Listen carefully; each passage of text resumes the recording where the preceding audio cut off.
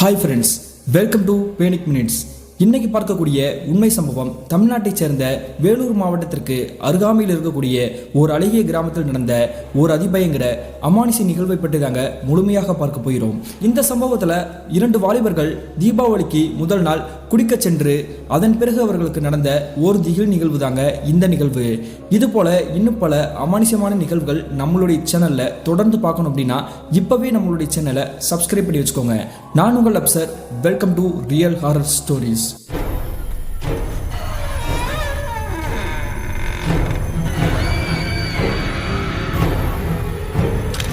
நான் ஆரம்பத்திலேயே சொன்ன மாதிரி தமிழ்நாட்டைச் சேர்ந்த வேலூர் மாவட்டத்திற்கு அருகாமையில் கிட்டத்தட்ட 2016 காலகட்டத்தில் நடந்த ஒரு திகில் நிகழ்வு தாங்க. இந்த சம்பவத்தை நமக்கு ஷேர் பண்ணியது நீலகண்டன் அப்படின்றவர் தாங்க. இது இவருக்கு நடந்துச்சான்னு பார்த்தீங்கன்னா ஆமாங்க, இவருக்கும் இவருடைய நண்பருக்கும் நடந்ததாங்க இந்த சம்பவம். அப்படி என்ன நினைச்சேன்னு பார்த்தீங்கன்னா கிட்டத்தட்ட 2016 காலகட்டத்தில் இந்த சம்பவத்தை ஷேர் பண்ணிய நீலகண்டனுக்கு ஒரு 26 வயது இருந்திருக்குங்க. இவருடைய குடும்பத்தை பற்றி சொல்லணும்னா அப்பா, அம்மா, நீலகண்டன், இவருக்கு ஒரு அக்கா இருந்திருக்காங்க. அவங்களுக்கு திருமணமாகி 6 வயசுல ஒரு பையன் இருந்திருக்காங்க. இவங்களுடைய அக்காவுடைய குடும்பம் இவங்க இருக்கக்கூடிய கிராமத்துல இருந்து பக்கத்தில் இருக்கக்கூடிய ஒரு கிராமத்துல தாங்க வாழ்ந்துட்டு இருந்திருக்காங்க. அந்த டயத்துல இவருடைய வேலை என்னன்னு பார்த்தீங்கன்னா எலக்ட்ரிக்கல் பேர் பார்ட்ஸ் கடையில தாங்க ஒர்க் பண்ணிட்டு இருந்திருக்காரு. இவர் வேலை பார்க்கக்கூடிய அந்த கடையில இவர் போக இன்னும் ஒரு 4-5 நபர்கள் வேலை பார்த்துட்டு இருந்திருக்காங்க. ஆனா அதில் இருக்கக்கூடிய 2 நண்பர்கள் தாங்க இவருக்கு நெருங்கிய நண்பர்களாக இருந்திருக்காங்க. அந்த இருவருடைய பேர் திலகர் மற்றும் மணிகண்டன்க. இந்த இருவரும் மட்டும் இல்லாம இந்த நீலகண்டன் இவங்க 3 பேருமே வந்து வாரத்துக்கு ஒரு முறை குடிப்பது வழக்கம் தாங்க. வேலையை முடிச்சுட்டு சனிக்கிழமை இரவு குடிக்க போயிட்டு அதன் பிறகு கொஞ்சம் போதையில தாங்க இவங்களுடைய வீட்டுக்கு தள்ளாடினபடியே வருவாங்க. இப்படி இருக்கக்கூடிய சூழ்நிலையில தான் தீபாவளிக்கு முதல் நாள் இவங்களுடைய கடையில எல்லா வேலையும் முடிச்சிருக்காங்க. அப்படி முடிச்சதுக்கு பிறகு அந்த கடையோட உரிமையாளர் என்ன பண்றாருன்னா இவங்களுக்கு உண்டான சம்பளம் மற்றும் போனஸை கொடுக்குறாங்க. அப்படி சம்பளம் மற்றும் போனஸ் வாங்கினதுக்கு பிறகு இந்த 3 நண்பர்களும் என்ன பிளான் போடுறாங்கன்னா இன்னைக்கு இரவு வந்து நம்ம வந்து குடிக்க போவோமா அப்படின்ற மாதிரி தாங்க நினைக்கிறாங்க. ஏன்னா அடுத்த நாள் வந்து தீபாவளி, அவங்கவுங்க குடும்பத்தோட போய் நம்ம சந்திக்கணும், அவங்களோட போய் ஜாலியாக இருக்கணும். அதனால இன்னைக்கு இரவே நம்ம வந்து சரக்கடிப்போம்டா அப்படின்ற மாதிரி தாங்க பிளான் போடுறாங்க. அதனால இந்த 3 பேருமே சம்மதம் சொன்னதுக்கு பிறகு இந்த 3 பேரும் ஏற்கனவே சம்பளம் மற்றும் போனஸ் வாங்கியிருக்காங்க இல்லையா, இந்த காசை வந்து வீட்டில் கொடுத்துட்டு இவங்களுக்கு தேவையான காசை மட்டும் எடுத்துக்கிட்டு வெளியே கிளம்புறதாங்க இவங்களுடைய பிளானாவே இருந்திருக்குது. அது மட்டும் இல்லாமல் அன்னைக்கு இரவே செகண்ட் ஷோ படத்துக்கு போகணும் அப்படின்ற மாதிரி தாங்க பிளான் போட்டு வந்திருக்காங்க. இதனால இவங்க நினைச்சபடியே இவங்களுடைய குடும்பத்தினர்கிட்ட அந்த சம்பளம் மற்றும் போனஸ் கொடுத்துட்டு இவங்களுக்கு தேவையான பணத்தையும் வாங்கிக்கிட்டு இந்த நீலகண்டன் மற்றும் 2 நண்பர்கள் வெளியே வராங்க. அப்படி வெளியே வந்ததுக்கு பிறகு இந்த 3 நண்பர்களும் என்ன பண்ணுறாங்கன்னா 2 பைக்கை மட்டும் எடுத்துக்கிட்டு இந்த 3 பேரும் இவங்களுடைய கிராமத்திலிருந்து பக்கத்தில் இருக்கக்கூடிய இவங்களுடைய அக்காவுடைய கிராமம் இருக்கு இல்லையா, அந்த கிராமத்துக்கு தாங்க போகிறாங்க.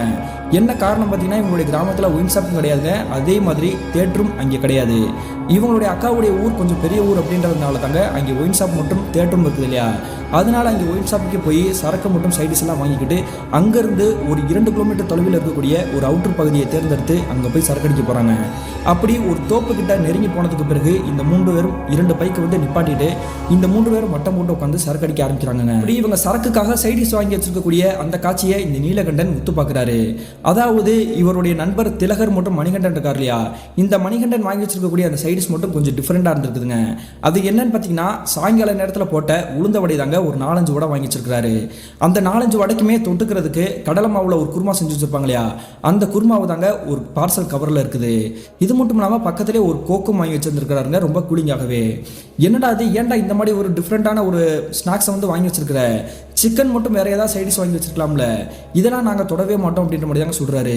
இதை கேட்ட உடனே மணிகண்டன் என்ன சொல்கிறாருன்னா அதெல்லாம் நான் உங்களுக்காக வாங்கி வைக்கல, இந்த 5 வடையுமே எனக்கு தாண்டா வேணும், நான் தானே வாங்கி வச்சிருக்கேன், எனக்கு பசிக்குது அப்படின்ட்டு நானே சாப்பிட்டுக்கிறேன் அப்படின்ற மாதிரி தாங்க சரக்கை கொஞ்சமாக அடிக்க அந்த சைடிஸ் எடுத்து சாப்பிட இப்படியே தொடர்ந்து சாப்பிட்டுட்டு இருந்திருக்காங்க.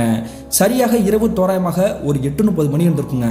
அந்த நேரத்தில் இந்த மணிகண்டனுக்கு வந்து திடீர்னு ட்ரபுள் ப்ராப்ளம் வந்திருக்கும் போல, உடனே ஒரு மாதிரியாக வந்து எருக்களிக்குது அப்படின்னு சொல்லிட்டு வாமிட் பண்ணியிருக்கிறாரு.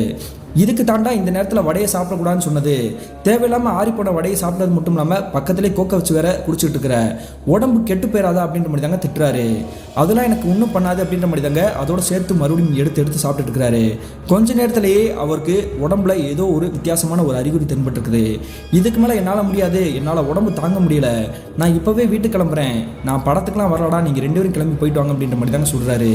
இதுக்காகத்தானே சொன்னது, சொல்ல சொல்ல கேட்காம எடுத்து சாப்பிட்டுட்டு ஏன்டா அப்படி அவதிப்படுற அப்படின்ற மாதிரி தாங்க இந்த நீலகண்டன் மற்றும் திலகர் சொல்றாங்க. சரி, நடந்தது நடந்துருச்சு, நான் கிளம்புறேன், நீங்க 2 பேரும் பார்த்து போயிட்டு வாங்க, இதுக்கு மேல நான் இப்படியே இருந்தேன் அப்படின்னா வீட்டில் போனேன்னா பிரச்சனை மாட்டிக்கிறேன் அப்படின்னு மாதிரி தாங்க சொல்லிட்டு அந்த ஸ்நாக்ஸ் மீதம் இருக்கக்கூடிய அந்த வடையை புறம் தூக்கி தூர வீசுறாரு. அதன் பிறகு அவருடைய பைக் எடுத்துட்டு கிளம்பி போயிட்டாருங்க. இப்ப மீதம் இருக்கக்கூடிய 2 நண்பர்கள் கிட்ட இந்த நீலகண்டன் கிட்ட மட்டும் தாங்க பைக் இருக்குது. சரிடா, மீதம் இருக்கக்கூடிய சரக்கு அடிச்சு சாப்பிட்டு முடிச்சிரு, நம்ம பக்கத்தில் இருக்கக்கூடிய தியேட்டர்ல 10 மணிக்கு படம் போடுவாங்க, அந்த 10 மணி படத்துக்கு நம்ம போகும்டா அப்படின்ற மாதிரி தாங்க இவங்க முடிவு பண்ணி வைக்கிறாங்க. அந்த தியேட்டரை பொறுத்த வரைக்கும் இரவு நேரத்தில் குடிச்சிட்டு வந்தா கூட அதை பெருசா கண்டுக்க மாட்டாங்க. அதனாலதான் இவங்க அந்த தியேட்டருக்கு போகணும் அப்படின்ற மாதிரி தாங்க அந்த தியேட்டரை தேர்ந்தெடுத்திருக்கிறாங்க. உடனே சரக்கெல்லாம் சாப்பிட்டு முடிச்சுட்டு இந்த இருவரும் அந்த பைக் எடுத்துக்கிட்டு இவங்களுடைய அக்காவுடைய கிராமத்தில் தானே அந்த தேட்டருமே இருக்குது. அதனால அந்த தேட்டருக்கே போய் படமும் பார்க்குறாங்க. அப்படி படம் பார்த்துட்டு இருக்கும் பொழுதே பாதி நேரத்தில், அதாவது இரவு ஒரு 11:30 மணி இருந்திருக்குங்க. இதுக்கு மேலே படம் பார்க்க முடியாதா, எனக்கு கண்ணா சரமாக இருக்குது, வாடா கிளம்பலாம் அப்படின்ற மாதிரி தாங்க இவர் போட்டு பாடாப்படுத்துறாரு. சரி, இதுக்கு மேலே இவனால் தூக்கத்தை கட்டுப்படுத்த முடியல போல, நம்ம கிளம்பிடுவோம் அப்படின்ற மாதிரி தாங்க முடிவெடுத்து அந்த தேட்டர்லேருந்து இந்த 2 நண்பர்களும் வெளியேறி வராங்க. அதன் பிறகு இந்த 2 நண்பர்களுடைய ஊர் எதுன்னு பார்த்தீங்கன்னா, ஏற்கனவே சொன்னேன் இல்லையா, இவங்களுடைய அக்காவுடைய கிராமத்தில் இருக்கிறாங்க அப்படின்ட்டு. இவங்களுடைய கிராமத்துக்கு போகணும்னா பக்கத்து கிராமத்துக்கு தாங்க போகணும். இந்த திலகருமே இவருடைய நண்பர் நீலகண்டன் இருக்கக்கூடிய அதே கிராமத்தை சேர்ந்தவர் தான். சரி வா போகலாம் அப்படின்ற மாதிரி தாங்க இந்த இருவருமே பைக்கில் ஏறி உட்காந்துக்கிட்டு அந்த தேட்டர் தாண்டி கிட்டத்தட்ட ஒரு 2 கிலோமீட்டர் கடந்து வந்திருப்பாங்க. சரி வாடா போகலாம் அப்படின்ற மாதிரி தாங்க இந்த தேட்டர்லேருந்து கிளம்பி இந்த இருவரும் ஒரு 5 கிலோமீட்டர் கடந்து வந்திருப்பாங்க. இவங்களுடைய அக்காவுடைய கிராமத்துக்கும் இவங்களுடைய கிராமத்துக்கும் இடைப்பட்ட பகுதியில் அந்த கிராமப்புற சாலையில் இவங்களுடைய பைக் போயிட்டு இருந்திருக்குது. அந்த நேரத்தில் பின்னாடி உட்காந்துருக்கக்கூடிய இந்த திலகர் என்ன பண்ணுறாருன்னா, மச்சான் வண்டியை நிப்பாட்டுறா அப்படின்ற மாதிரி தாங்க தோள்பட்டிலே அடிக்கிறாரு. என்னடா ஆச்சு அப்படின்னு கேட்டுட்டு வண்டியை டக்குன்னு சடனாக ஆஃப் பண்ணுறாரு. அப்போ அந்த நேரத்தில் அந்த இருள் சூழ்ந்து இருக்கக்கூடிய அந்த இடத்துல திடீர்னு யாரோ ஒரு ஆங்காரமாக ஒரு ஆம்பளை அழுகக்கூடிய ஒரு சத்தம் கேட்குதுங்க. யாரோ ஒருத்தர் வழியில் துடிக்கிற மாதிரி சத்தம் கேட்குது. உனக்கு கேட்குதா அப்படின்ற மாதிரி தாங்க பின்னாடி உட்காந்துருக்கக்கூடிய திலகர் கேட்குறாரு. ஆமாடா, எனக்கும் அதே அந்த வாய்ஸ் கேட்குது.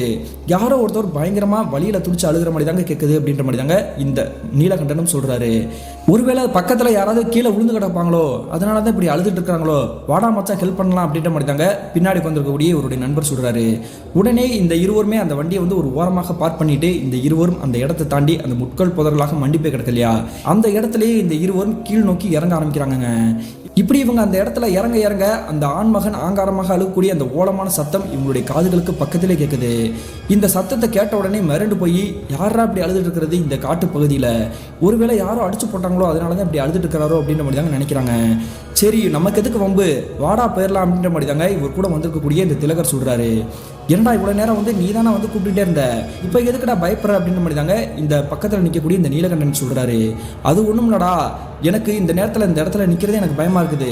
ஒருவேளை அடியாட்கள் யாராவது அந்த நபரை அடித்து போட்டு தள்ளினாங்கன்னா என்ன பண்ணுறது, ஒருவேளை இந்த இடத்துல நம்ம தானே இருக்கிறோம், நம்மளும் மாட்டிக்கிட்டோம்னா நமக்கும் பிரச்சனை தானே, வா போலாம் அப்படின்ற மாதிரி தாங்க சொல்கிறாரு.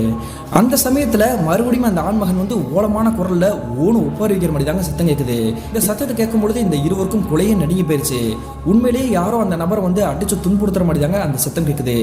டே வாடா போயிடலாம், எனக்கும் பயமா தான்டா இருக்குது அப்படின்ற மாதிரி தாங்க இந்த நீலகண்டன் சொல்றாரு. உடனே இந்த இருவரும் அவங்களுடைய பைக் கிட்ட நெருங்கி வந்துட்டாங்க. அந்த நேரத்தில் அந்த ஆண்மகன் அழுதாரு இல்லையா, அவருடைய சத்தம் மெல்ல மெல்லமாக குறைய ஆரம்பிச்சிருக்குது. ஒருவேளை அவருடைய உயிர் போயிருக்குமோ அல்லது மயக்கம் போட்டு எதுவும் விழுந்திருப்பாரோ, அவருடைய சத்தமே காணாமே அப்படின்ற மாதிரி தாங்க இந்த இருவரும் அந்த இடத்த சுற்றி பார்க்குறாங்க. அந்த நேரத்தில் ஏற்கனவே அந்த இரவு பகுதியில் யாருமே ஆளே காணா, ஆளே அரவமற்ற இருக்கக்கூடிய அந்த சாலை பகுதியில் இந்த இருவரும் அந்த பைக் மட்டும் தாங்க நிற்கிது. சுற்றியும் இருள் சூழ்ந்திருக்கக்கூடிய அந்த நேரத்தில் அந்த கிராமத்து பகுதியில் வண்டு சத்தம் கேட்கும் இல்லையா, அந்த வண்டு சத்தம் மூலம் யாரோ ஒரு பெண்மணி நடந்து போகக்கூடிய அந்த கொலுசு சத்தம் மாதிரி தாங்க கேட்குது. இந்த கொலுசு சத்தம் கேட்கக்கூடிய அந்த திசை நோக்கி இவங்க 2 பேருமே உத்து பார்த்துட்டு இருக்கிறாங்க. ஒருவேளை இது கொலுசு சத்தம் தானா அல்லது வண்டு கத்தக்கூடிய சத்தம் தானா அப்படின்ற ஒரு குழப்பத்தோடய இருந்திருக்காங்க. அந்த நேரத்தில் மறுபடியும் அந்த ஆண்மகன் திடீர்னு ஆங்காரமாக அழுகக்கூடிய சத்தம் மறுபடியும் கேட்குதுங்க. என்னடா இது இவ்வளோ நேரம் சத்தம் கேட்காம இருந்துச்சு, இப்போ திருப்பி கேட்குது அப்படின்ற மாதிரி தாங்க இந்த இருவரும் மிரண்டுபடி அந்த வண்டியில் ஏறி உட்காந்துட்டு ஸ்டார்ட் எடுத்து அடிக்க ஆரம்பிக்கிறாங்க. அந்த நேரத்தில் டே வாடா கிளம்பி போயிடலாம், இதுக்கு மேலே இங்கே இருக்க வேணாம் அப்படின்னு சொல்லிட்டு இருக்கிறாருங்க பின்னாடி உட்காந்துருக்கக்கூடிய திலகர். இவர் வண்டியை ஸ்டார்ட் பண்ணி பார்க்குறாருங்க, வண்டி சுத்தமாக ஸ்டார்ட்டே ஆகலை. என்னடா இது பெட்ரோல் எதுவும் இல்லையா, ஏன்டா இந்த நேரத்தில் வண்டி பெட்ரோல் இல்லாமல் ஆஃப் ஆயிடுச்சு போல, முதல் செக் பண்ணுறா அப்படின்ற மாதிரி தாங்க பயத்தில் கத்துறாரு. உடனே இந்த இருவரும் பைக்கை செக் பண்ணி பார்க்குறாங்க, பெட்ரோல்லாம் நல்லா ஃபுல்லாக இருக்குது. அப்படியே வண்டி ட்ரபிள் பண்ணுது அப்படின்றத தெரிஞ்சுக்கிட்டு மறுபடியும் இந்த இருவருமே அந்த வண்டியை தள்ளினபடியே ஓட்ட முடிக்கிறாங்க. கொஞ்சம் தூரத்துக்கு பிறகு இவங்களுடைய குலதெய்வத்தை மனதார வேண்டினதுக்கு பிறகு அந்த வண்டி ஸ்டார்ட் ஆயிடுச்சுங்க. இந்த இருவரும் அந்த வண்டியில் ஏறி உட்காந்துட்டு கிட்டத்தட்ட 1 கிலோமீட்டர் கடந்து போயிட்டாங்க. இனிமேல் எந்த பிரச்சனையும் கிடையாது, இந்த விஷயத்தை வந்து நம்ம அப்படியே மறந்துடும் அப்படின்ற மாதிரி தாங்க நினைக்கிறாங்க. அந்த நேரத்தில் இந்த இருவருக்கும் ஈரக்கூடிய நடுக்கக்கூடிய ஒரு பயங்கரமான நிகழ்வு நடக்க காத்திருந்துச்சு. என்ன நடந்திருக்குன்னு பார்த்தீங்கன்னா, அந்த நேரத்தில் இவங்க சாலையில் போயிட்டு இருக்கக்கூடிய அந்த பகுதியிலேயே வெள்ளை நிற புடவையில் ஒரு பெண்மணி வந்து தலை நிறைய மல்லிகை பூச்சிருக்காங்க. அந்த பெண்மணி டக்குன்னு அந்த வண்டியை குறுக்காட்டுற மாதிரி தாங்க கிராஸ் பண்ணி போயிருக்காங்க. இந்த பெண்மணி மேலே விட்டுட்டோம்னா பெரிய பிரச்சனை ஆயிருமே அப்படின்ற அந்த பயத்தில் இவருடைய வண்டியை வந்து ஸ்கிரிப்ட் அடிச்சு கீழே போய் விழுந்துருக்காருங்க. விழுந்த உடனே இந்த இருவரும் அந்த வண்டி ஒரு திசையில் போய் விழுவுதுங்க. இந்த இருவரும் உருண்டு போய் வேற ஒரு திசையில் போய் விழுறாங்க. அதாவது அந்த சாலை பகுதிக்கு எதிர்ப்புறத்திலேயே வயக்காடு இருக்குன்னு சொன்னேன் இல்லையா, அந்த இடத்துல போய் இந்த திலகர் விழுந்துருக்கிறாரு. ரோட்டோட ஒரு கார்னர் பகுதியில் இந்த நீலகண்டன் போய் விழுந்துருக்கிறாருங்க. இந்த இருவரும் விழுந்ததுக்கு பிறகு அவங்களுடைய கைகாலெல்லாம் பார்க்குறாங்க, சிரைச்சு விட்டு சிராய்ப்பு காயங்களோட ரத்தத்தோடு இருந்துருக்காங்க. டக்குன்னு இந்த நீலகண்டன் நிமிந்து பார்க்குறாருங்க. இவர் உளுந்து கிடக்கக்கூடிய அந்த இடத்துல இருந்து ஒரு 200 மீட்டர் தொலைவில் ஒரு பெண்மணி அப்படியே விறுவிறுன்னு நடந்து போயிட்டு இருக்காங்க. இந்த பெண்மணி தானே நம்ம உழுகிறதுக்கு காரணம். என்ன தைரியம் இருந்தால் இந்த நேரத்தில் வந்து இப்படி ரோட்டை வந்து பார்க்காம கொள்ளாமல் கிராஸ் பண்ணோம், அடியே ஒரு நிமிஷம் நில்லடி அப்படின்ற மாதிரி தாங்க கத்துறாரு. இவர் கத்தினாலுமே அந்த பெண்மணி எந்த ஒரு பதிலுமே சொல்லாமல் விறுவிறுன்னு நடந்து போயிட்டு இருந்திருக்காங்க. இவர் கத்தக்கூடிய விஷயத்தை கேட்ட உடனே பக்கத்தில் கிடக்கிறார்களே அந்த வயக்காட்டில் இவருடைய நண்பர், என்னடா பண்ணிட்டு இருக்கிற, அந்த பெண்ணை எதுக்கு திட்டுற, ஏதோ நடக்கக்கூடாது நடந்துருச்சு, நம்ம வண்டி எடுத்துட்டு கிளம்புவோம் அப்படின்ற மாதிரி தாங்க சொல்றாரு. என்னடா பேச்சு பேசிட்டு இருக்கிற, அவனால தான் இங்கே விழுந்து கிடக்குறோம், நீ என்னன்னா சாதாரணமாக சொல்லியிருக்கிற, அவகிட்ட நான் சண்டை இழுக்காம விட மாட்டேன் அப்படின்ற மாதிரி தாங்க இந்த நீலகண்டன் எந்திரிச்சு அந்த பெண்மணியை பார்த்தபடி விறுவிறுன்னு நடக்கிறாரு. இந்த காட்சியெல்லாம் பக்கத்துல இருந்து பார்த்துருக்கக்கூடிய இவருடைய நண்பர் திலகர் எவ்வளவோ தடுத்துமே இந்த நீலகண்டன் கேட்குற மாதிரி தெரியல. ஒரு நிமிஷம் நில்லு, நான் சொல்றது உனக்கு கேட்கலையா, இப்படி எங்களை உள்காட்டிட்டு நீ பாட்டுக்கு நடந்து போயிட்டு இருக்கிற, உனக்கு கொஞ்சமாச்சும் அறிவு இருக்கா, மனசாட்சி இருக்கா அப்படின்ற மாதிரி தாங்க சத்தம் போடுறாரு. ஆனா அப்பயுமே அந்த பெண்மணி எதையுமே கண்டுக்காம அப்படியே பின்புறமாக நடந்து போயிட்டு இருக்கிறாங்க. பாத்தியா மச்சான், நான் எவ்வளவு சொல்லி அவ பாட்டுக்கு கண்டுக்காம தூரா போயிட்டு இருக்கிறா, இவளையெல்லாம் செருப்பால் எடுத்து அடிச்சாதாண்டா சரியா வரும் அப்படின்ற மாதிரி தாங்க ஒரு வார்த்தையை விடுறாரு. அடுத்த நிமிஷமே அந்த பெண்மணி டக்குன்னு நிமிந்து பின்னாடி திரும்பி பார்க்குறாங்க. அப்படி திரும்பி பார்க்கும்பொழுது பக்கத்தில் நிற்கக்கூடிய அந்த நீலகண்டனும் சரி, கொஞ்சம் தூரம் கடந்து போய் நிற்கிறார் இல்லையா இவருடைய நண்பர் திலகருக்கும் சரி, அவங்களுடைய வாழ்க்கையில மறக்கவே முடியாத ஒரு கொடூரமான காட்சியாக தாங்க தெரிஞ்சிருக்குது. அந்த காட்சி என்ன நடந்திருக்குன்னு பார்த்தீங்கன்னா, அந்த பெண்மணி வந்து வெள்ளை நிற புடவையில் இருக்கிறாங்க இல்லையா, தலை நிறைய மல்லிகைப்பூ இருக்குதுங்க. ஆனால் முகத்தில் கண்கள் மூக்கு வாய் எதுவுமே இல்லாமல் மொத்தமாக சப்பளிச்சு போனால் எப்படி இருந்திருக்கும், அந்த மாதிரி தாங்க எந்த ஒரு வடிவமுமே இல்லாமல் இவங்களை உத்து பார்த்தபடி நிற்கிது. இந்த பொண்ணுக்கு என்ன முகத்தில் எதுவுமே இல்லை, ஆப்ரேஷன் அதாவது சர்ஜரி பண்ணால் எப்படி இருக்கும் அந்த மாதிரி தாங்க இருந்திருக்குது. எப்படி இப்படிலாம் இருக்க போகுது, இந்த பெண்மணி யார் அப்படின்ற மாதிரி தாங்க மிரண்டு போய் பார்த்துருக்குறாங்க. அந்த நேரத்திலேயே அந்த சாலை பகுதியில் நிற்கக்கூடிய அந்த பெண்மணி ஆங்காரமாக சிரிக்கிறாங்க. இந்த சிரிக்கக்கூடிய சத்தம் வந்து இவங்களுடைய காதுகளுக்கு பக்கத்தில் எக்கோ அடிக்கிற மாதிரி தாங்க அடிச்சிருக்குது. இப்படி பயங்கரமாக சிரிச்சுட்டு இருக்கக்கூடிய அந்த பெண்மணி கருகருன்னு ஒரு கொடூரமான ஒரு கரிய உருவத்தோட்டத்துக்கு தாங்க மாற ஆரம்பிக்கிறாங்க. இந்த கரிய உருவத்தை முதலாவதாக இவங்களுடைய வாழ்நாளில் பார்த்துருக்காங்க இந்த இருவரும் தத்ரூபமாக. அப்பவே தெரிஞ்சிருச்சுங்க, நீலகண்டனுக்கு பின்னாடி ஒரு 100 மீட்டர் தள்ளி தானே இவருடைய நண்பர் திலகர் நிற்கிறாரு. மச்சான், அது உண்மையிலேயே பெண்மணியே கிடையாதுடா, அது ஒரு ஆவிடா அப்படின்ற மாதிரி தாங்க கத்துறாரு. எனக்கும் தெரியுதுரா, என்னால் இந்த இடத்த விட்டு நகர முடியல அப்படின்ற மாதிரி தாங்க உடம்பெல்லாம் வேர்த்து விடவடக்க அதே இடத்துலயே நின்றுட்டு இருக்கிறாரு. ஓட்டம் முடிச்சு இவருடைய நண்பருடைய கையை பிடிச்சி இழுத்து தரன்னு அவருடைய வண்டி விழுந்து கிடக்கக்கூடிய அந்த திசைக்கிட்டே கொண்டு வந்திருக்கிறாரு. நீ எதுக்கும் கவலைப்படாத, நான் இருக்கிறேன், நீ வண்டி எடு, இப்போதைக்கு நம்ம எதுக்குமே பயப்படக்கூடாது, உன்னுடைய மனசுக்குள்ள என்ன தெய்வம் தோன்றாங்களோ அவங்களை நினைச்சு வழிபடு, இந்த இடத்துல இருந்து நம்ம தப்பிச்சிருவோம் அப்படின்ற மாதிரி தாங்க இந்த இருவருமே மனதார இவங்களுடைய குலதெய்வத்தை வேண்டிக்கிட்டு அந்த இடத்தை தாண்டி இவங்களுடைய பைக் எடுத்துக்கிட்டு இவங்களுடைய கிராமத்துக்கு வந்து சேர்ந்துருக்காங்க. அப்படி கிராமத்துக்கு வர வரைக்கும் பின்னாடி திரும்பி ஒரு தடவை கூட இந்த இருவருமே பார்க்கவே இல்லைங்க. அதன் பிறகு உங்களுடைய வீட்டுக்கிட்டே வண்டியை பார்க் பண்ணதுக்கு பிறகு இருவருமே மாறி மாறி பயத்தோட உச்சத்துக்கே இருந்திருக்காங்க. இப்படி ஒரு காட்சியை நம்ம இது வரைக்கும் நம்ம பார்த்ததே இல்லையடா. அந்த பெண்மணி சாதாரணமான ஒரு ஆள் நினைச்சோம், ஆனால் அது ஒரு பேய் அப்படின்றது பின்னாடி தானே தெரிஞ்சு. கொஞ்ச நேரத்துக்கு முன்னாடி தான் யாரோ ஒரு ஆம்பளை அழுகிற மாதிரி சத்தம் கிடச்சி, அதுக்கும் இந்த பெண்மணிக்கும் எதுவும் சம்பந்தம் இருக்குமோ அப்படின்ற மாதிரி தாங்க இந்த இருவரும் மாறி மாறி யோசிக்கிறாங்க. சரி, இதை பற்றி நம்ம காலையில் பேசிக்கலாம், நீ போய் முதல்ல வீட்டில் போய் ரெஸ்ட் எடு அப்படின்ற மாதிரி தாங்க இந்த நீலகண்டன் வழி அனுப்புறாரு. அதன் பிறகு இந்த நீலகண்டன் எதுவுமே சொல்லாமல் இவருடைய வீட்டினுடைய கதவை தட்டப்பட்டு அவங்களுடைய அப்பா அம்மா கதவை திறக்கிறாங்க. அவங்க கிட்டேயுமே எந்த ஒரு பதிலுமே சொல்லாமல் படம் பார்த்துட்டு வந்துட்டேன் அப்படின்ற மாதிரி தாங்க சமாளிச்சுட்டு சாப்பிடாம கூட போய் படுத்திருக்கிறாருங்க. மறுநாள் காலையில் விடிஞ்சதுக்கு பிறகு இவரை வந்து இவருடைய அப்பா அம்மா வந்து எழுப்புறாங்க. உடனே தூக்கத்துலேருந்து என்னாச்சுமா, எதுக்காகமா இந்த நேரத்தில் எழுப்புறீங்க அப்படின்ற மாதிரி தாங்க ஒரு 6:30 மணிக்கு கேட்குறாரு. அப்படி கேட்கும்போது இந்த நீலகண்டனுடைய அம்மா கையில் ஏதோ ஒரு விளக்கமாறு மாதிரி இருக்குதுங்க, அதை கையில் வச்சுக்கிட்டு நடுராத்திரி எங்கே போயிட்டு வந்தேன் அப்படின்ற மாதிரி தாங்க கேட்குறாங்க. அப்படி கேட்கும்பொழுது இவர் எதுவுமே சொல்லாமல் நான் படத்துக்கு தான் போயிட்டு வந்தேன், வேற ஒன்றும் கிடையாது அப்படின்ற மாதிரி தாங்க சமாளிக்கிறாரு. உடனே உங்களுடைய அம்மா கையில் வச்சிருக்கக்கூடிய விளக்கமாக தடுத்து இவர் மேலே வந்து 2 அடி அடிக்கிறாங்க. உண்மையை சொல்கிற நாயே, நீ எங்கே போயிட்டு வந்த, ஏன் உன் உடம்பெல்லாம் வந்து ரத்த காயமாக இருக்குது, புதுசாக வாங்கி கொடுத்த வண்டியுமே வந்து அங்கங்கே உடஞ்சி கிடக்குது, என்ன தப்பு பண்ணிட்டு வந்த அப்படின்ற மாதிரி தாங்க கேட்குறாங்க. நான் எதுவுமே பண்ணலை, படத்துக்கு போயிட்டு வந்தோம் இல்லையா, லைட்டாக நானும் என் ஃப்ரெண்டு வந்து குடிச்சிருந்தோம், அதனால வந்து இடையில ஒரு நாய் வந்துருச்சு, கீழே தட்டு மாதிரி விழுந்ததுனால தான் இப்படி உடம்பெல்லாம் அடிபட்டுச்சு, தெரியாம பண்ணிட்டேமா, இப்படிலாம் பண்ண மாட்டேனுமே, என்னை மன்னிச்சுக்கோங்க அப்படின்ற மாதிரி தாங்க கேட்கிறாரு. அதன் பிறகு இவங்களுடைய அம்மா, சரி இதுக்கு மேலே இந்த மாதிரிலாம் பண்ணக்கூடாது, கஷ்டப்பட்டு உன்னுடைய அப்பா இந்த பைக்கை வந்து உனக்கு வாங்கி கொடுத்துருக்காரு, அதை கொஞ்சமாச்சும் உன் மனசுல ஏற்றிக்கணும் அப்படின்ற மாதிரி தாங்க திட்டுறாங்க. அந்த நேரத்தில் இவங்களுடைய அப்பா, சரி விழுந்தது விழுந்துட்டான், நடந்தது நடந்து போச்சு, இதுக்கப்புறம் ஏன் அவனை வந்து திட்டுற அப்படின்ற மாதிரி தாங்க சமாதானப்படுத்துறாரு. அதன் பிறகு இவருக்கு வந்து டீ குடிப்பதற்காக ஒரு கிளாஸ்ல டீயும் கொடுக்குறாங்க. அப்படி டீ எடுத்து இவருடைய வாயில வைக்கும் பொழுது இவருடைய அப்பா மறுபடியும் ஒரு பயங்கரமான விஷயத்த சொல்றாரு. அது என்னன்னு பார்த்தீங்கன்னா, நேற்று இரவு நீங்க எந்த பகுதியில் வந்தீங்க அப்படின்ற மாதிரி கேட்கிறாருங்க.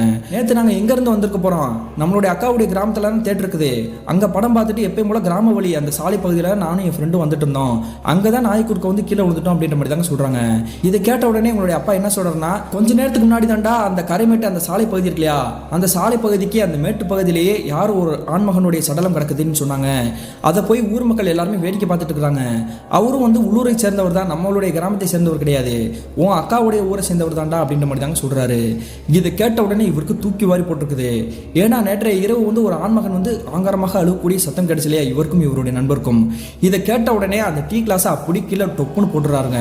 அப்படி போட்டதுக்கு பிறகு இவருடைய அப்பா அம்மா கிட்ட எந்த ஒரு பதிலுமே சொல்லாம விறுவிறுன்னு இவருடைய பைக் எடுத்துக்கிட்டு இவருடைய ஃப்ரெண்டோட வீட்டுக்கு போறாரு.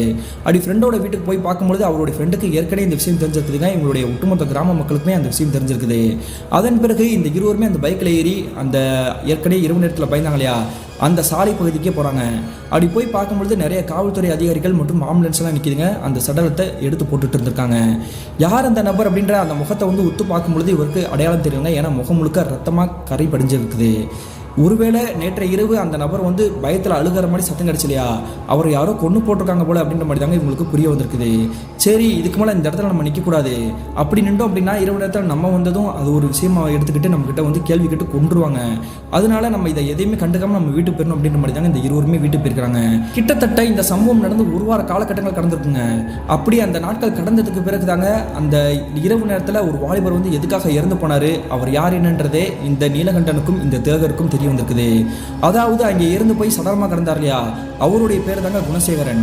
இந்த குணசேகரனுடைய குடும்பத்தை பற்றி சொல்லணும்னா அவருடைய மனைவி, அவருக்கு 2 பசங்க இருந்திருக்காங்க. அவருக்கு திருமணமாகி 2 பசங்க இருந்தாலுமே அவருடைய மனைவி கூட அடிக்கடி சண்டை போட்டுட்டே இருந்திருக்கிறாரு. இதனால இவங்களுடைய குடும்பத்தில் பெரிய குழப்பம் ஏற்பட்டிருக்குதுங்க. அந்த குழப்பத்துக்கான மெயினான காரணம் என்னன்னு பார்த்தீங்கன்னா, இந்த குணசேகரனுக்கு இன்னொரு மனைவி இருக்காங்க, அதாவது 2வது மனைவி இருக்கிறாங்க. இவங்களுடைய 2வது மனைவிக்காக அடிக்கடி போய் பார்ப்பது, அவங்களுக்கு காசு பணம் கொடுப்பது, இப்படியே வந்து இருந்ததுனால இவங்களுடைய குடும்பத்திற்குள்ள பெரிய குழப்பம் ஏற்பட்டிருக்குது. அதனால கோச்சுக்கிட்டு இவங்களுடைய மனைவி சண்டை போட்டுட்டு அந்த சாலை பகுதியில் நடந்து வந்துருக்காங்க கிட்டத்தட்ட 1 வருடத்துக்கு முன்னாடி. அப்படி நடந்து வந்துட்டு இருக்கும் பொழுது அந்த பகுதியில் வந்திருக்கக்கூடிய ஒரு கார் வந்து வேகமாக வந்திருக்கும் போல இந்த பெண்மணியை அடிச்சு தூக்கி தூர வீசிருக்காங்க. ஸ்பாட்லேயே அவுட் ஆயிட்டாங்க இந்த குணசேகரனுடைய மனைவி. அவங்களுடைய பேர் வந்து முருகேஸ்வரிங்க. இப்படி இவங்க இருந்து 1 வருட காலகட்டத்துக்கு பிறகுதாங்க இந்த குணசேகரன் அதே இடத்துல இறந்து போயிருக்கிறாரு. ஆனா இந்த முருகேஸ்வரின்ற பெண்மணி இருந்து போய் 1 வருடம் ஆச்சுன்னு சொன்னேன் இல்லையா, அந்த 1 வருட காலகட்டமே அந்த சாலை பகுதியில் இரவு நேரத்தில் ஆவியா தெரிகிறதா நிறைய பேர் பார்த்ததாகவும் சொல்லப்படுதுங்க.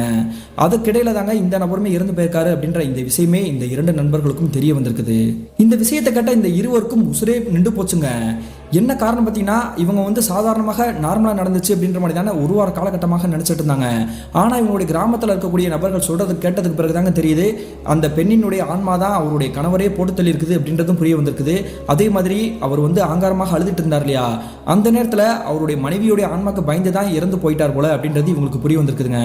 அது மட்டும் இல்லாமல் நம்மளை இரவு நேரத்தில் வந்து உள்காட்டி பயமுறுத்தினது இந்த முரீஸ்வரின்ற அந்த பெண்ணினுடைய ஆன்மா தான் அப்படின்றது இந்த இருவருக்கும் புரிய வந்திருக்குதுங்க.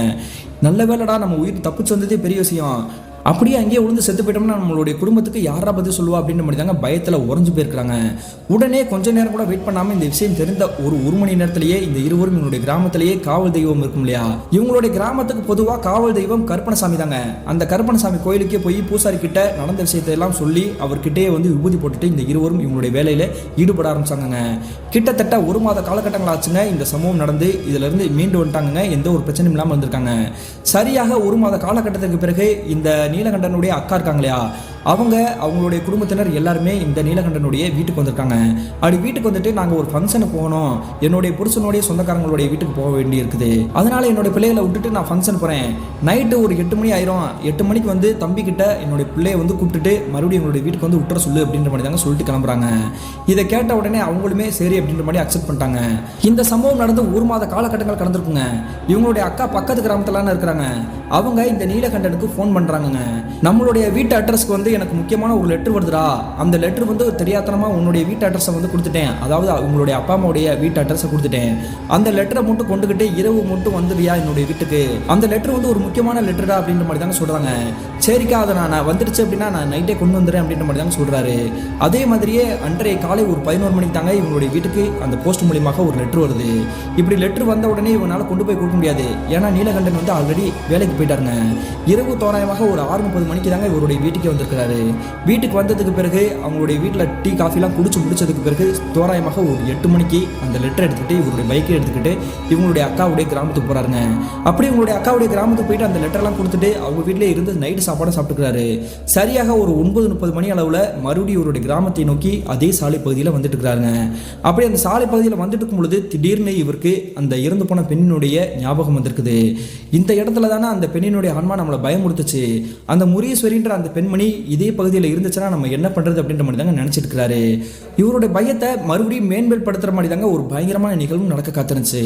என்ன நடந்திருக்குன்னு பார்த்தீங்கன்னா, அந்த சாலை பகுதியில் இவர் ஏற்கனவே பயந்தார் இல்லையா, அந்த இடத்துக்கிட்ட இவருடைய வண்டி மூவ் பண்ணி போயிட்டு இருக்கும் பொழுதே இவருக்கு தூக்கி வாரி போட்டுருக்குதுங்க. என்ன நடந்திருக்குன்னா, இவர் வண்டி போயிட்டு இருக்கக்கூடிய அந்த திசையிலேருந்து ஒரு 100 மீட்டர் தள்ளி ஏற்கனவே பார்த்தார் இல்லையா, வெள்ளை நிற புடவையில் தலை நிறைய மல்லிகைப்பூ வச்சுட்டு ஒரு பெண்மணி நடந்து போகிற மாதிரி, அதே பெண்மணி அதே இடத்துலயே நடந்து போயிட்டு இருந்திருக்காங்க. நம்ம நினைச்சது சரிதான், இது முரீஸ்வரியுடைய ஆன்மா தான் அப்படின்ற மாதிரி தாங்க தெரிஞ்சுக்கிட்டு இவர் வண்டியை வந்து நிப்பாட்டாம அந்த பெண் இருக்கக்கூடிய இந்த திசையை தாண்டி இப்படி வண்டியை வந்து மூவ் பண்ணி போறாரு. அந்த நேரத்தில் தம்பி ஒரு நிமிஷம் வண்டியை நிப்பாட்டப்பா, என்னை கொஞ்சம் தூரத்தில் அங்கே வந்து இறக்கி விட்டியா அப்படின்ற மாதிரி தாங்க ஒரு குரல் கேட்குது. இப்படி இந்த குரல் கேட்ட உடனே இவர் வண்டியை வந்து ஸ்லோ பண்ணி நிப்பாட்டி இருக்கிறாரு. அந்த நேரத்தில் டக்குன்னு திரும்பி பார்க்குறாருங்க. ஆனால் அந்த இடத்துல நிற்கக்கூடிய அந்த பெண்மணி வந்து நார்மலாக தான் இருந்திருக்காங்க. அவங்களுடைய முகம் வந்து நல்லாவே பளிச்சுன்னு தெரிஞ்சிருக்குது. இவர் என்ன நினச்சிக்கிட்டாருன்னா, உண்மையிலேயே அது வந்து ஒரு பெண்மணி தான், நம்மக்கிட்ட லிஃப்ட் தான் கேட்குறாங்க போல அப்படின்ற மாதிரி தாங்க நினச்சிக்கிட்டாரு. உடனே அந்த பெண்மணியை பார்த்துட்டு, சரிக்கா வாங்கக்கா, நான் பக்கத்தில் கிராமத்துக்கு தான் போகிறேன், உங்களை இறக்கி விட்டுறேன், நீங்கள் எங்கே போகணும்னு சொல்லுங்கள் அப்படின்ற மாதிரி தாங்க கேட்குறாரு. அந்த பெண்மணியுமே ஒரு திசையை நோக்கி அந்த இடத்துக்கிட்ட என்னை இறக்கி விட்டால் போதும் அப்படின்ற மாதிரி தாங்க உங்களுடைய வண்டியில் ஏறி உட்காடுறாங்க. கொஞ்ச நேரத்திலேயே இவர் பேச்சுவார்த்தை எதுவுமே கொடுக்காம அந்த வண்டி வந்து மூவ் பண்ணி போயிட்டு இருக்கிறாரு. பின்னாடி உட்காந்துருக்கக்கூடிய அந்த அக்கா வந்து இவர்கிட்ட விசாரிக்க ஆரம்பிக்கிறாங்க. யார்ப்பா நீ உள்ளூரை சேர்ந்த பையனானா? நல்ல வேலை இந்த நேரத்தில் வந்து நீ இருந்ததுனால எனக்கு லிஃப்ட் கொடுத்த, இனி வேற யாரா இருந்தாங்கன்னா லிஃப்ட் கொடுக்கலன்னா நான் என்ன பண்ணிருப்பேன் அப்படின்ற மாதிரி தான் கேட்குறாங்க. அந்த நேரத்தில் முன்னாடி வண்டி ஓட்டிட்டு இருக்கக்கூடிய இந்த நீலகண்டன் இவங்களுடைய பின்னாடி உட்காந்துருக்காங்க இல்லையா, அவங்க கிட்ட ஒரு விளையாட்டாக ஒரு விஷயத்த சொல்றாரு. நான் உங்களுக்கு லிஃப்ட் கொடுத்ததே பயத்தோட தான்க்கா கொடுத்தேன், ஏன்னா இந்த இடத்துல வந்து முரீஸ்வரி அப்படின்ற பெண்ணினுடைய ஆன்மா அலைதான் சொல்றாங்க. ஊருக்குள்ள நிறைய பேர் இப்படி வந்து சொல்லி பயமுறுத்தி வச்சிருக்காங்க. ஏன் கொஞ்ச நாளைக்கு முன்னாடி நானும் என் ஃப்ரெண்டு இதே இடத்துல வந்து பயந்தோம், அதனால தான் உங்களுக்கு நான் லிஃப்ட் கொடுக்குறக்கே பயந்தேன். ஒருவேளை உங்களுடைய முகத்தில் வந்து கண்ணு மூக்கு காது இது எதுவுமே இல்லை அப்படின்னா நான் வண்டியை வந்து நிப்பாட்டிக்கவே மாட்டேன் அப்படின்ற மாதிரி தாங்க சொல்றாரு. இப்பயுமே நான் அப்படிதானடா இருக்கேன் அப்படின்ற மாதிரி தாங்க பின்னாடி உட்காந்துருக்கக்கூடிய அந்த பெண்மணியோட குரல் வந்து ஒரு கண்ணீர் குரலாக மாற ஆரம்பிக்குது. வண்டியை சடனாக பிரேக் போட்டு டக்குன்னு திரும்பி பார்க்குறாங்க. இவருடைய வாழ்க்கையில் நினச்சி கூட பார்க்க முடியாத காட்சி மறுபடியும் தென்படுதுங்க. என்ன நடந்திருக்குன்னா, இவ்வளோ நேரம் இது வந்து நார்மலான ஒரு பெண்மணி அப்படின்ற மாதிரி தாங்க நினச்சிட்டு இருக்கிறாரு. ஆனால் அது வேற யாருமே கிடையாதுங்க, ஏற்கனவே பார்த்து பயந்தார் இல்லையா, அதாவது முரீஸ்வரியுடைய ஆன்மா தாங்க. இந்த காட்சியை பார்த்த உடனே அந்த வண்டியை விட்டு டக்குன்னு கீழே இறங்குறாரு. அந்த உருவம் வந்து கொடூரமான ஒரு கோரமான ஒரு கருப்பு உருவத்தோட்டத்துக்கு மாறி இவருடைய உடம்புக்கிட்டே வந்து நிற்கிற மாதிரி தாங்க தெரியுது. அதன் பிறகு இவருக்கு என்ன நடந்துச்சுன்னு தெரியல, அப்படியே அதே இடத்துல மயக்கம் போட்டு கீழே விழுகிறாரு. கொஞ்ச நேரத்துக்கு பிறகு அதே சாலை பகுதியில் வண்டியில் வந்திருக்கக்கூடிய நிறைய நபர்கள் வந்து இவரை வந்து பார்த்துருக்காங்க. ஃபர்ஸ்ட் குடிப்போதையில் தான் இருக்கிறாரு அப்படின்ற மாதிரி நிறைய பேர் கண்டுக்காமலும் போயிருந்திருக்காங்க. ஒரு சில நபர்கள் பார்த்துட்டு இவர் வந்து குடிப்போதையில் இல்லை, மயக்கம் மட்டும் தான் விழுந்திருக்கிறாரு அப்படின்றத தெரிஞ்சுக்கிட்டு அவருடைய முகத்தில் வந்து தண்ணி அடிச்சு எழுப்புறாங்க. அதன் பிறகு யார் பண்ணின்னு கேட்டதுக்கு பிறகு இந்த நீலகண்டன் நடந்த விஷயத்தை எதையுமே சொல்லாமல், எனக்கு உடம்பு முழுக்க ரொம்ப டயர்டாக இருந்துச்சு, திடீர்னு தலை சுற்றி இந்த மாதிரி கீழே விழுட்டேன் அப்படின்ற மாதிரி தாங்க சமாளிக்கிறாரு. அதன் பிறகு அவருடைய வண்டியிலே ஏற்றி விட்டுட்டு நீ பார்த்து உன்னுடைய கிராமத்துக்கு போ அப்படின்ற மாதிரி தாங்க வெளியே அனுப்புறாங்க. இப்படி பயத்தோடய இவருடைய வீட்டுக்கு வந்ததுக்கு பிறகு இவருடைய குடும்பத்தினர்கிட்ட எந்த ஒரு விஷயத்தையுமே சொல்லாமல் இருந்திருக்காரு. மறுநாள் காலையில் விடிச்சு பார்க்கும்போது இவருடைய உடம்பு முழுக்க காய்ச்சல் கொதிச்சிருக்குதுங்க. அதுக்கு பிறகு இவங்களுடைய குடும்பத்தினர் என்ன பண்ணாங்கன்னா, ஃபர்ஸ்ட் மருத்துவமனைக்கு கூட்டிட்டு போறாங்க. அப்படி மருத்துவமனைக்கு கூட்டிட்டு போய் ஊசி போட்டாலும் இவருக்கு வந்து உடல்நிலை வந்து சரியாகிற மாதிரி தெரியலங்க. ஒருவேளை காத்து கருப்பு தான் அடிச்சிருக்குமோ, ஏற்கனவே அந்த இடத்துக்கு போய் இவங்க பயந்ததா சொன்னாங்க, இப்போ மறுபடியும் அதே சாலை பகுதியில் வந்ததுனால பயந்துருப்பான் போல அப்படின்ற மாதிரி தாங்க முடிவெடுத்து இவங்களுடைய கிராமத்தில் இல்லையா காவல் தெய்வம் அந்த கருப்பணசாமி கோயிலுக்கே கூட்டிட்டு போறாங்க. அப்படி கூட்டிட்டு போகும்பொழுது இவருடைய நண்பர் திலகர் மற்றும் ஏற்கனவே அந்த கம்பெனியில் வேலை பார்க்குறாரு இல்லையா மணிகண்டன், அவருமே வந்திருக்கிறாருங்க. அப்படி அந்த கோயிலுக்கு கூட்டிட்டு போன அடுத்த நிமிஷமே அந்த கோயிலுடைய பூசாரி இவருடைய முகத்தை உத்து பார்த்தபடி எதுக்காக இந்த பையனை பிடிச்சிருக்கிற அப்படின்ற மாதிரி தாங்க கேட்கிறாரு. அப்போதாங்க இவங்களுடைய குடும்பத்தினருக்கே தெரிஞ்சிருக்குது இவருடைய உடம்புல அந்த முரீஸ்வரின்ற பெண்ணினுடைய ஆன்மா இறங்கியிருக்கு அப்படின்றது. அதன் பிறகு அந்த பெண்ணினுடைய ஆன்மா ஆக்ரோஷமாக பேச ஆரம்பிக்குது. என்னுடைய சாவுக்கு காரணமான அந்த கார் டிரைவரை என்னால் எதுவுமே பண்ண முடியல. ஆனால் என்னுடைய கணவனால தானே நான் சண்டை போட்டுட்டு அந்த சாலை பகுதியிலே வந்து விபத்தாக இறந்து போனேன். அதனால தான் என்னுடைய புருஷை மட்டும் எப்படி நிம்மதியாக இருக்க முடியும் அப்படின்றக்காண்டி தான் அவனை நான் வந்து போட்டு தள்ளிட்டேன். இவன் அன்னைக்கு என்னை வந்து செருப்பால் அடிப்பேன் அப்படி இப்படின்னு கெட்ட கெட்ட வார்த்தையில் என்னை திட்டுனான். அவனை வந்து நான் எப்பயோ ப்ரொசஸ் பண்ணணும்னு நினச்சேன். ஆனால் அன்னைக்கு இவனுடைய குலதெய்வத்தை பூரா மனதார வேண்டினதுனால இவன் கிட்டே என்னால் நெருங்க முடியல. ஆனால் இப்போ வந்து இவன் பயத்தோட உச்சத்திலே இருந்ததுனால தான் இவனை வந்து நான் ஆக்கிரமிப்பு பண்ணிட்டேன். இவனுடைய உடம்பு விட்டு போக மாட்டேன். என்னோட குழந்தைகளோட நான் வந்து இவனுடைய உடம்புல இருந்தே வாழ போகிறேன் அப்படின்ற மாதிரி தாங்க சொல்லுது. இதை கேட்டதுக்கு பிறகு அந்த கோயிலுடைய பூசாரி, நீ அப்படிலாம் பண்ண முடியாது, இவனுடைய உடம்பு விட்டு நீங்க தான் ஆகணும், அவன் வயசு சின்ன வயசுமா, அவனுடைய வாழ்க்கையை வாழ விடு அப்படின்ற மாதிரி தாங்க கேட்குறாரு. ஒரு கட்டத்துக்கு பிறகு மனமிறங்கி போய் அந்த பெண்ணினுடைய அம்மா இவருடைய உடம்பு விட்டு வெளியே போகிறேன் அப்படின்ற மாதிரி தாங்க சத்திய வாக்கு கொடுத்துட்டு மொத்தமாக வெளியேறி போயிருக்குதுங்க. அதுக்கு பிறகு பூஜை புனஸ்காரங்களாம் பண்ணி இவருடைய நெற்றியில் ஊதி பூசி, இனிமேல் அந்த பெண்ணினுடைய ஆன்மா உன்னை வந்து ஆக்குப்பை பண்ணாதுப்பா, தைரியமாக போயிட்டு வாங்க, இருந்தாலுமே அந்த சாலை பகுதியில் போகும்பொழுது நீ கருப்பணசாமியை மனதார வேண்டிக்கோ, அப்படி வேண்டிக்கிட்டு அப்படின்னா அந்த ஆன்மா உன் கிட்ட கூட நெருங்கணும்னு கூட நினைக்காது அப்படின்ற மாதிரி தாங்க சொல்கிறாரு. அதே மாதிரி இவங்களுடைய குடும்பத்தினர் அந்த கோயில் பூசாரிக்கு தட்சணை கொடுத்துட்டு இவங்க எல்லாருமே அவங்களுடைய வீட்டுக்கே வந்து சேர்றாங்க. அதன் பிறகு அந்த கோயில் பூசாரி சொன்ன மாதிரியே அந்த முரீஸ்வரின்ற பெண்ணுடைய ஆன்மாவால் யாருக்கும் எந்த ஒரு பிரச்சனையும் இல்லாமல் நிம்மதியாக தாங்க இருந்திருக்காங்க. கிட்டத்தட்ட ஒரு 2 மாத காலகட்டத்திற்கு பிறகு இவருடைய நண்பர் திலகர் இருக்கார் இல்லையா, அவருமே இரவு நேரத்தில் அந்த சாலை பகுதியில் ஏற்கனவே பார்த்த அந்த முரீஸ்வரின்ற பெண்ணினுடைய ஆன்மாவை பார்த்து தட்டு மாதிரி கீழே விழுந்துருக்கிறாருங்க. அப்படி கீழே விழுந்ததுக்கு பிறகு அவரை வந்து அங்கே இருக்கக்கூடிய சில நபர்கள், அந்த சாலை பகுதியில் போகக்கூடிய அந்த நபர்கள் மருத்துவமனையில் போய் சேர்த்துருக்காங்க. அப்படி மருத்துவமனையில் சேர்த்துட்டு மறுபடியும் அவரையுமே அந்த கருப்பணசாமி கோயிலுக்கு போய் தாங்க விபூதி போட்டு வந்திருக்கிறாரு. இது மட்டும் இல்லாமல் அந்த கிராமத்தை சேர்ந்த ஒரு சில நபர்கள் அந்த வழியில் தன்னந்தனிமையில் போகும்பொழுது இந்த முரீஸ்வரி அப்படின்ற பெண்ணினுடைய ஆன்மா நிறைய பேரை வந்து உள்காட்டி பயமுறுத்தினதாக சொல்லப்படுதுங்க. ஆனால் இந்த சம்பவத்துக்கு பிறகு இந்த நீலகண்டனுக்கோ அல்லது திலகருக்கோ யாருக்கும் எந்த ஒரு அமானுஷத்தால பாதிப்பும் இல்லாமல் நிம்மதியாக தாங்க இருந்திருக்காங்க. கிட்டத்தட்ட 2016 காலகட்டத்தில் என்னுடைய வாழ்க்கையிலும் என்னுடைய நண்பருடைய வாழ்க்கையிலும் நடந்தது பிரதர். இந்த சம்பவத்தை அப்படியே உங்களுக்கு ஷேர் பண்ணிக்கிறேன் அப்படின்ற மாதிரி தாங்க சொல்லி முடிச்சிருக்கிறாரு. இந்த சம்பவத்தை நமக்கு ஷேர் பண்ணிய நீலகண்டனுக்கு ஒரு நன்றி சொல்லிக்கலாங்க. மீண்டும் மற்றொரு திகிலான சுவாரஸ்யமான நிகழ்வுடன் உங்களை சந்திக்கும் வரை நான் உங்கள் அப்சர்.